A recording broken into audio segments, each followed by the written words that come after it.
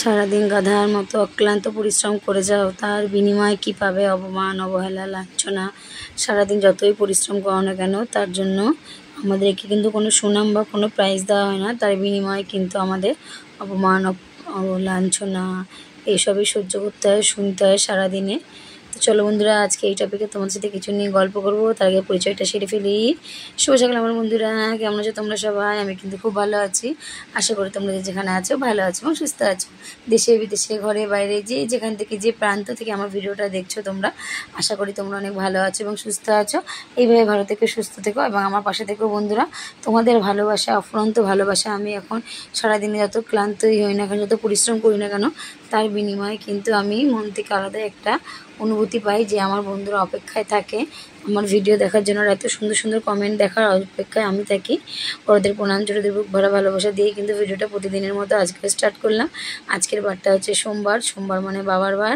আর আজকের তারিখটা হচ্ছে 16ই জুন, আর বার হচ্ছে তোমার সোমবার। তো বেশ সোমবার মানে বাবাকে পুজো দিতে হবে, ভোলেনাথকে। তো সকালে যেহেতু পুজো দিয়ে বেরোতে পারিনি, তো পুজো দিতে দিতে আজকে আমার বেলা হয়েছে। আর কাছ থেকে ফেরার সময় জানো তো বেলপাতা পেয়েছিলাম, নিয়ে এসেছিলাম। আর এখানে তোমার দাদাভাই দেখো শিউলি ফুল কুড়োচ্ছে। অসময় শিউলি ফুল না, আমাদের গাছে প্রত্যেক সময় কিন্তু শিউলি ফুল পাওয়া যায়। আর ওই যে বললাম তোমাদের সবাইকে আমার ছোট্ট পরিবারে অনেক স্বাগত। তোমরা আজকে ভিডিওটা এখান থেকে দেখতে থাকো। সকালে আসিবার সমস্ত কাজ সেরে ডাইরেক্ট চলে গেছি কিন্তু রান্নাঘর থেকে কিন্তু আজ ভিডিওটা স্টার্ট করলাম। কারণ প্রতিদিনই তো একঘেয়ে ভিডিও দিলে সবারই খারাপ লাগবে, ভালো লাগবে না। কিন্তু আমার যে ওই প্রত্যেক দিন একই রুটিনে আমি বাঁধা, হয়তো কোনো দিন একটু 19-20 হয়ে থাকে, তো সবটাই তোমাদের সাথে শেয়ার করি, তুলে ধরার চেষ্টা করি। আর এই যে দেখো গাছের ফুলগুলো তুলে নিচ্ছি, কারণ বেলা হলে ফুল পাওয়া যাবে না। এসে পুজো দেবো, তখন ফুল কোথায় পাবো? ওই জন্য ফুল। আর এই ধুতরা ফুলগুলো না এখন যেন কেমন হয়ে গেছে, ফুটছে বড় বড়, কিন্তু মাঝখান দিয়ে না ফেটে যাচ্ছে, অটোমেটিক ফেটে যাচ্ছে। তো যেটা ভালো ছিল একটা, সেটাই নিলাম, নিয়ে পুজোর জন্য রাখলাম। আর ওই যে সব জোগাড়টা করে রেখে গেছি, এসে তারপরে পুজো দেবো। আর আজকে আমার এক্সট্রা একটা ডিউটি বেড়েছে, গুগলকে স্কুলে দেওয়া। কারণ তোমার দাদাভাই আজকে 6টায় ডিউটি পড়েছে, তাই জন্য গুগলকে স্কুলে আমাকে দিয়ে আসতে হয়েছে। তাহলে ভাবো সকালবেলা উঠে রান্না, গুগলকে স্কুলে দেওয়া, ঘরের কাজ সমস্তটা সেরে আবার গেলাম বাইরে। সেখান থেকে এসে নিয়ে আবার ঘরের কাজ সারলাম। সেখান থেকে আবার বিকেলবেলা গেলাম রুটি করতে। তো সারাদিন কিন্তু ঘরের মধ্যে আটকা না, সারাদিন কিন্তু আমি কাজের মধ্যে আটকা থাকি।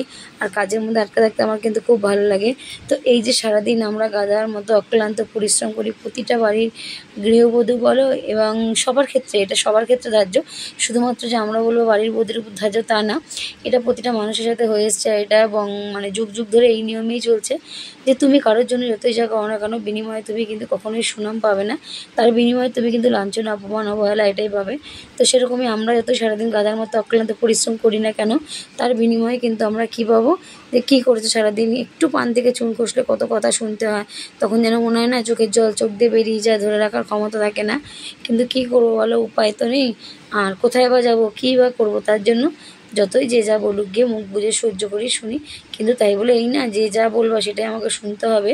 যেটা আমি করিনি কখনো সেটা শুনতে রাজি না। তো এটা আমার আগাগোড়াই অভ্যাস। সে যেই হোক না কেন, আমার নিজের লোকই হোক না কেন, আমি কখনো কাউকে ছেড়ে কথা বলি না। যেটা আমি করিনি তার জন্য আমি কোনো কথা শুনবো না। এটা হচ্ছে আমার আগাগোড়াই, এটা আমার ছোটোবেলা থেকেই অভ্যাস।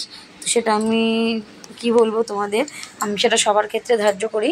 আর এখানে দেখো গোলকে স্কুল দিয়ে এসে হাতে 10 মিনিট টাইম ছিল, তার মধ্যে জামাকাপড়গুলো কেচে নিলাম। কারণ জামাকাপড়গুলো বেলায় এসে কাচলে না শুকাতে টাইম লাগবে। আর এমনি আকাশটা একটু মেঘলা হয়ে আছে। আকাশ মেঘলা নামেই কোনো কিন্তু বৃষ্টি হয় না, ওই মেঘলা হয়ে আসে, আবার অটোমেটিক কিন্তু থেমে যায়, আবার রোদ উঠে যায়। তো এইভাবে চলছে। ভ্যাপসা গরমও আছে, সহ্য করা যায় না, তো চলতে হয় এইভাবে। কিছু করার নেই, সব কিছুর সাথে, সব পরিস্থিতির সাথে মানিয়ে নিতে শিখে গেছি আমরা। আর এই যে দেখো না, তুমি কিছু কিছু ক্ষেত্রে তুমি নিজেই ভাবো যে ধরো তুমি কারোর জন্য মন প্রাণ দিয়ে করলে, কিন্তু সে যদি তোমার একটু ভুল পায় না, হয়তো তুমি অজ্ঞানে করেছো, সজ্ঞানে ভুলটা করনি, কিন্তু সেই ভুলটা নিয়ে সে তোমাকে এত কথা শোনাবে। তার তোমার অসময় তুমি যা কত মনের দুঃখে কথা তাকে শুনেছো, সেইগুলো সে সুযোগ নেবে, সুযোগ নিয়ে সেই কথাগুলো সে তোমাকে শোনাবে। সেটা হচ্ছে কি জানো, কাটা গায়ে নুনের ছেটা বা লঙ্কা দেওয়ার মতো হয়।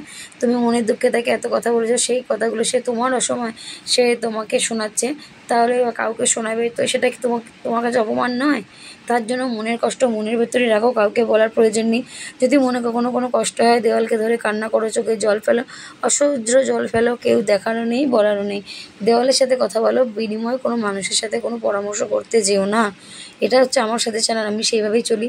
আমি এই যে সারাদিন কাজকর্ম যাই বলো না কেন, সব কিছুর মধ্যে নিজেকে ব্যস্ত রেখে দিই, কারোর সাথে বেশি কথা বলি না, কারণ ভালো লাগে না, কথা বলবোও না, কথা শুনবো না। কারণ একটা দুটো কথা বলতে গিয়ে একটা কথা হয়তো বেরিয়ে যাবে, তবে সেটা কারো ভালো লাগতেও পারে, নাও লাগতে পারে, এই নিয়ে মনোমালিন্য হবে। তো এইসব নিয়ে একদম ভাবনা চিন্তা করি না, তার জন্য কিন্তু দেখো নিজে এখন অনেক হ্যাপি। আর তুমি এই যে বলি না আমরা সংসার, সংসার হচ্ছে কী জানো তো, তুমি যতই স্বামী সন্তান সবার জন্য করো না কেন, দিন শেষে কিন্তু সময় শেষে কেউ কারণ নয়, সবাই যে যার আপন আপন। আজকে তুমি সন্তানের জন্য এত কষ্ট করছো, এত কিছু করছো, একদিন সেই সন্তানই তোমায় আঙুল দিয়ে কিছু যদি তার 19-20 হয়, সে বলে কী করেছো আমার জন্য, কী করেছো, আজকে কিছু করোনি বলেই তো আজকে আমার এই পরিস্থিতি, তাই না? কিন্তু সে কিন্তু তার বাড়ির মা বাবার পরিস্থিতিটা বোঝেনি, যে কোন পরিস্থিতিতে দাঁড়িয়ে তাদেরকে কীভাবে মানুষ করতে হয়েছে, কত কষ্ট করে। আর প্রতিটা বাবা মা খুব কষ্ট করেই কিন্তু সন্তানদেরকে মানুষ করে। তাই বাচ্চাদেরকেও একটু বুঝতে হয় যে মা বাবার অনেক কষ্ট থাকে, সে কষ্টের পিছনে থাকে অনেক স্বার্থ ত্যাগ, কারণ বাবা মা অনেক স্বার্থ ত্যাগ করে কিন্তু সন্তানকে মানুষ করে। কারণ মা বাবা যদি নিজেদের স্বার্থ দেখতো, তাহলে কিন্তু সন্তান কখনো ভালো মতো মানুষ করতো না। যেমন প্রতিটা মা কী করে, যে নিজে না খেয়ে সন্তানের জন্য খাবারটা নিয়ে আসে, তেমন আমিও করি। আমিও যদি কেউ কিছু ভালো একটু খেতে দেয়, আমি সেটা খাই না, আমি আমার ছেলেমেয়ের জন্য নিয়ে আসি, যে না আমি খাবো, মা হয় আমার ছেলেমেয়েগুলো তো ভালো খায়, তখন গলা দিয়ে সে খাবারটা নামে না। তো প্রতিটা মা বাবাই কিন্তু এই একই কাজ করে, আমি একা করি তাই বলছি না, সবাই সব মা বাবার ক্ষেত্রেই একই ধার্য। তাই এই যে আমরা না খেয়ে তাদের জন্য নিয়ে আসছি, তারা তো সেটা দেখছে না, ও মা দিয়েছে খেয়ে নি, কিন্তু এই জিনিসগুলো তারা যদি বোঝে, আর তার জন্য তার দায়িত্ব হচ্ছে মা বাবাকে।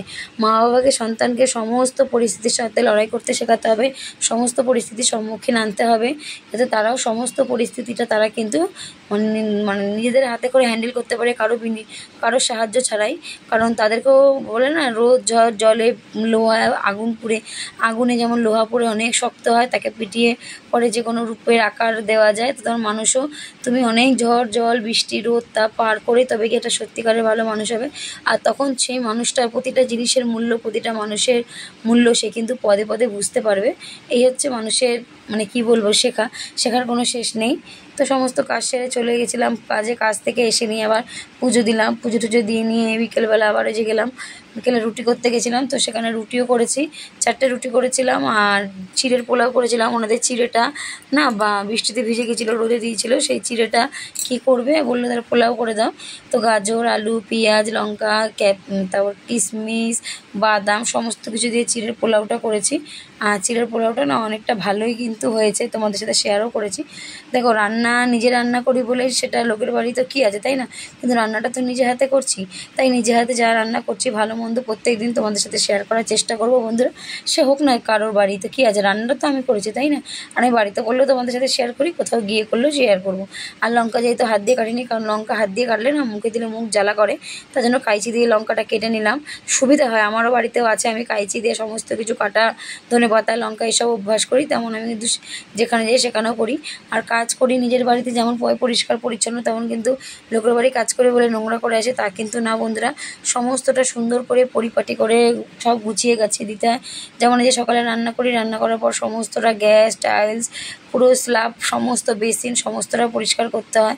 আবার বিকেলেও তাই, কারণ পরিষ্কার রাখলে দেখতেও ভালো লাগে।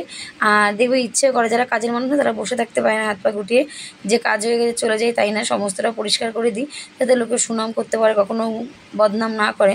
তো তার জন্য সমস্তটা চেষ্টা করি পরিষ্কারভাবে করার। তারপর চিড়ের পোলাও করে একদম ডাইরেক্ট চলে গেছি রুটি বেলার ওখানে। আর রুটি বেলে বাড়ি ফেরার সময় ওখানে আমাদের নিমন্ত্রণ ছিল সবার, মা গোগল টিয়াকে নিয়ে এদিক দিয়ে চলে গেছিলো, আমি ওখান থেকে রুটি বেলে চলে গেছিলাম।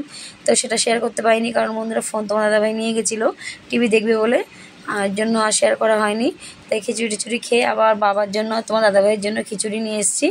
আর আসার সময় তো প্রচুর বৃষ্টি, ভিজে ভিজে এসেছি একদম পুরো স্নান করে, তাই এসে চুলটাকে একটু ছেড়ে দিয়েছিলাম, কারণ এত বৃষ্টিতে ভিজেছি তো মাথা যন্ত্রণা করবে, জলটা মাথার মধ্যে শুকিয়ে যায়, তার জন্য। তো তাই করেছি। তারপরে তো বাড়িতে এসে আবার যেই কাজগুলো পেন্ডিং ছিল সেগুলো, বিছানা গোছানো, জামা কাপড় গোছানো, ঘরদোর গোছানো, সমস্তটা রাতে করে রাখতে হয়, কারণ সকালে উঠে অত তালগোল পাওয়া যায় না, একার হাতে তো সব বুঝতেই পারো। আর 4টা থেকে উঠেই কিন্তু জল আসে না বলে আবার একটু শুয়ে পড়ি, 5টায় প্রপার উঠে যাই, উঠে 7টার মধ্যে আমাকে সমস্ত রেডি করে কিন্তু বেরোতে হয়। তো এইভাবেই চলছে আমার জীবন যুদ্ধ বন্ধুরা। এইভাবে আমার পাশে থেকো, ভালো থেকো।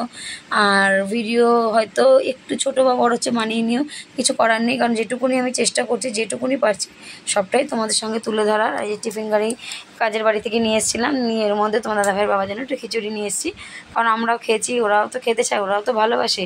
আর এখানে দেখো চুলটাকে ছেড়ে দিয়েছি ফ্যানের তলায়। তো এইভাবে চলছে আমার জীবনের সংগ্রাম।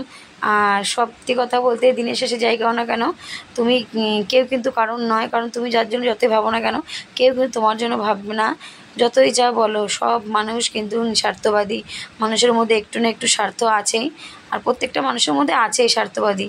তো হয়তো কোনো কোনো ক্ষেত্রে মানুষ একটু একটু স্বার্থপর, তো কেউ কোনো কোনো ক্ষেত্রে, জানি না আমি কোন দিকে স্বার্থপর আমি নিজেও আজ পর্যন্ত বুঝে উঠতে পারলাম না।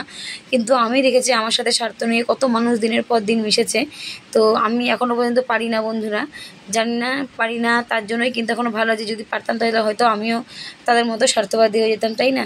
তো ভগবানকে বলি, ঠাকুর তুমি কোনোদিনও আমার মনের মধ্যে অহংকার, স্বার্থ এসব এনো না, কারণ আমি যেরকম মানুষ আমি সেরকমই থাকতে ভালোবাসি। আর তুমি এইভাবে আমাকে চালিয়ে যেও, যতদিন বাঁচবো এইভাবেই যেন চলতে পারি, সবার সাথে মিলে হাসি খুশি আনন্দে দিন কাটাতে। চলো বন্ধুরা, আজকের মতো ভিডিওটা এই পর্যন্তই। আবার কালকে দেখা হবে নতুন একটা দিন, নতুন একটি ভিডিও নিয়ে।